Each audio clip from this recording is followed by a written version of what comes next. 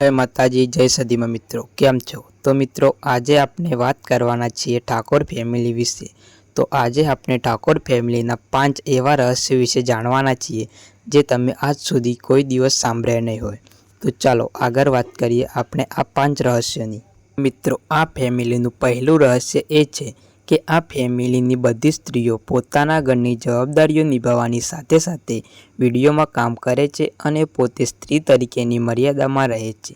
મોટા લોકોની સામે કેવી મર્યાદામાં રહેવું એ બધું આ ફેમિલી આટલી બધી ફેમસ થઈ છે તો પણ પોતાની રીતમાં રહીને વિડીયો બનાવે છે।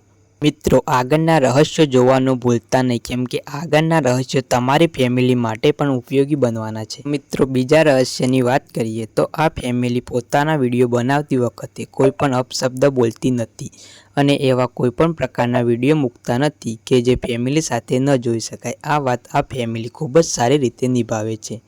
મિત્રો, વિડીયો સારો લાગ્યો હોય તો ચેનલને સબસ્ક્રાઈબ જરૂરથી કરી દેજો। હવે આપણે વાત કરીશું રહસ્ય નંબર 3।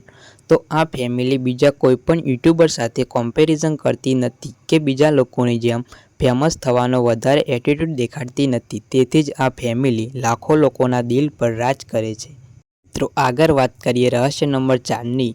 તો મિત્રો, આ ફેમિલીમાં ક્યારેય પણ ઝઘડો કે મારામારી થતી નથી કે કોઈ રિસાઈને જતું નથી। બધા પોતે જોઈન્ટ ફેમિલીમાં રહે છે અને ખૂબ જ ખુશ રહે છે અને આ પરથી આપણે બધાએ વિચાર કરવો જોઈએ, સાચું સુખ તો પરિવાર સાથે હળીમળીને રહેવામાં જ છે। મિત્રો, હવે આપણે આ છેલ્લા રહસ્યની વાત કરીશું જે ખૂબ જ ઇન્ટરેસ્ટિંગ છે।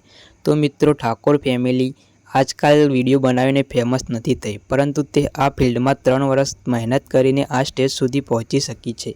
ઠાકોર ફેમિલી ક્યારેય પોતે ફેમસ થવાનો ઘમંડ બતાવતી નથી અને ગમે ત્યારે લોકો રસ્તામાં મળે તો તેમને પ્રેમથી મળે છે અને એમની જોડે ફોટો પણ પડાવે છે। તો મિત્રો, આ ફેમિલીમાંથી તમારું ફેવરેટ કોણ છે એ કોમેન્ટ જરૂરથી કરજો, જેથી જાણી શકાય કે તમે કોના ચાહક છો। મિત્રો, વિડીયોમાં છેલ્લે તમારાથી એક કોમેન્ટની આશા રાખું છું કે શું ઠાકોર ફેમિલી કોમેડી વિડીયો બનાવવા જોઈએ, હા કે ના? કોમેન્ટ જરૂરથી કરજો। બધા ફોટોનો ઉપયોગ ઠાકોર ફેમિલીની પરવાનગી લઈને કરવામાં આવ્યો છે। જય માતાજી, જય સદીમાં।